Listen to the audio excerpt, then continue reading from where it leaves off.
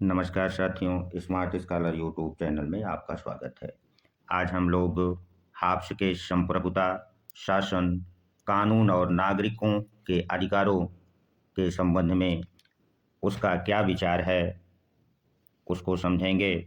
और यहाँ पर हम लोग विभिन्न परीक्षाओं के दृष्टि से केवल प्रामाणिक तथ्यों की बात हम करने वाले हैं। यदि आप नोट्स बना रहे हैं तो कागज़ कलम उठा लीजिए। चलिए हम लोग सबसे पहले हाब्स का संप्रभुता पर क्या विचार है, वह संप्रभुता का क्या स्वरूप बतलाता है, उसे पहले समझ लेते हैं। हाब्स ने राज्य को असीमित संप्रभुता अर्थात सर्वोच्च शक्ति प्रदान करता है और व्यक्तियों को प्रत्येक परिस्थिति में राज्य के आदेशों का पालन करना आवश्यक कह देता है तथा जो राज्य का शासक अर्थात संप्रभु होता है उस पर किसी भी संविधान, प्राकृतिक विधि या ईश्वरीय कानून का कोई प्रतिबंध वह नहीं लगाता। हाब्स का एक कथन जो बहुत बार परीक्षाओं में पूछा भी जाता है, वो कहता है कि संप्रभु का आदेश ही कानून है। संप्रभु का तात्पर्य शासक या राजा से है और उसका आदेश ही कानून है। वह किसी विधि, प्राक संविधान या ईश्वरीय कानून से वह बंधा हुआ नहीं है, किंतु वह अपने संप्रभुता अर्थात सर्वोच्च शक्ति के स्वरूप में एक बात और जोड़ देता है।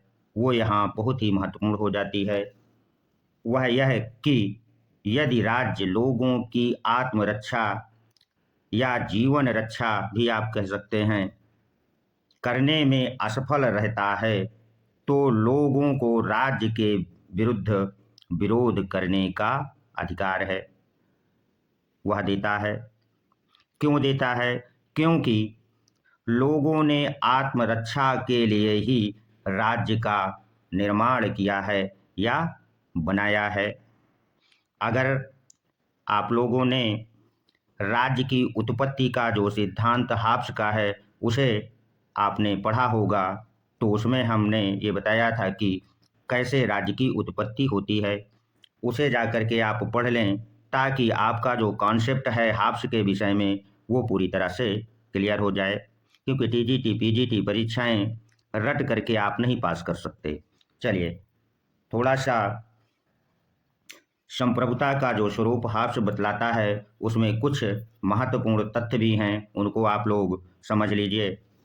तो हाब्स ने निरंकुश शासक राजा को संप्रभु या लेवियाथन अथवा देवदूत कहता है।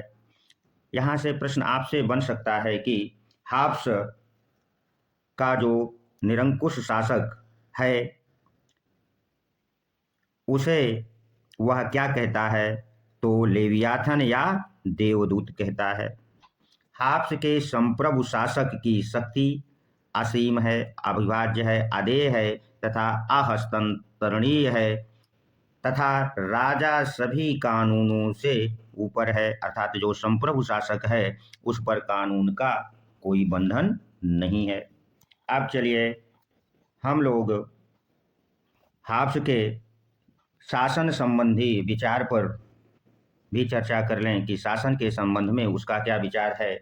तो हाब्स शासन या सरकार के 3 भेद बतलाता है। वो कौन कौन से? पहला राजतंत्र, दूसरा कुलीन तंत्र और तीसरा प्रजातंत्र। वह राजतंत्र को सर्वश्रेष्ठ शासन व्यवस्था कहता है या मानता है। क्यों मानता है?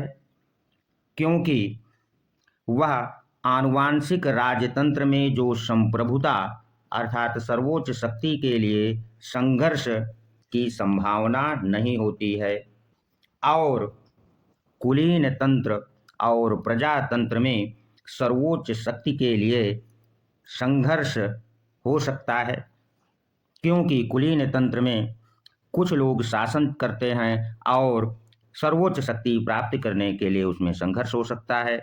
इसी प्रकार प्रजातंत्र में भी संप्रभुता अर्थात सर्वोच्च शक्ति को प्राप्त करने के लिए संघर्ष की स्थिति हो सकती है आशा करते हैं कि आप लोगों ने समझ लिया होगा कि वो राजतंत्र को सर्वश्रेष्ठ शासन व्यवस्था क्यों मानता है, और वो भी आनुवांशिक राजतंत्र को, क्योंकि उसमें संघर्ष की संभावना कम रहती है, तथा वह निर्वाचित राजतंत्र अर्थात राजा को उचित नहीं मानता है कि लोगों द्वारा राजा का चुनाव हो, बल्कि वह वंशानुगत राजा को उचित मानता है।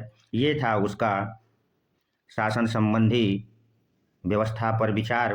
अब तीसरा पॉइंट जिसे हमें पढ़ना है, उसमें हमको पढ़ना है कि हाब्स ने कानून और नागरिकता पर जो विचार दिए हैं वो क्या हैं। तो हाब्स संप्रभु शासक पर प्राकृतिक नियम, नैतिक नियम और रीति रिवाज आदि को उसी सीमा तक लागू करता है जहां तक संप्रभु उसे स्वीकार करे, अर्थात ये सभी मर्यादाएं संप्रभु की क्षमता पर बंधन नहीं लगा सकते, तथा नागरिकों को जो वह अधिकार प्रदान करता है वो उसके संबंध में वो कहता है कि नागरिकों का यह अधिकार कानून की उस सीमा तक, अर्थात संप्रभु शासक जिस सीमा तक स्वीकार करे के अंतर्गत ही संभव है, बाहर संभव नहीं है। अर्थात नागरिकों को जो अधिकार देता है उसी सीमा तक संभव है जिस सीमा तक वह उन्हें स्वीकार करे, उसके बाहर नहीं। एक प्रमुख तथ्य कानून एवं नागरिकता के संदर्भ में जो फैक्ट है उसको भी आप जान लीजिए। हाब्स के अनुसार अधिकार जो है कानून द्वारा मर्यादित होनी चाहिए। क्यों होना चाहिए, इसके विषय में वो कहता है कि यदि कानून द्वारा अधिकार मर्यादित नहीं होगा तो अधिकारों के लिए परस्पर विरोध हो सकता है और शांति भंग हो सकती है। यदि यह वीडियो आपको अच्छा लगा तो इसे सब्सक्राइब अवश्य कर दीजिए, लाइक भी कर दीजिए और ऐसे छात्रों को शेयर भी कर दीजिए जो टीजीटी, पीजीटी व असिस्टेंट प्रोफेसर परीक्षा की तैयारी राजनीति विज्ञान से कर रहे हैं। धन्यवाद, मिलते हैं अगले वीडियो में।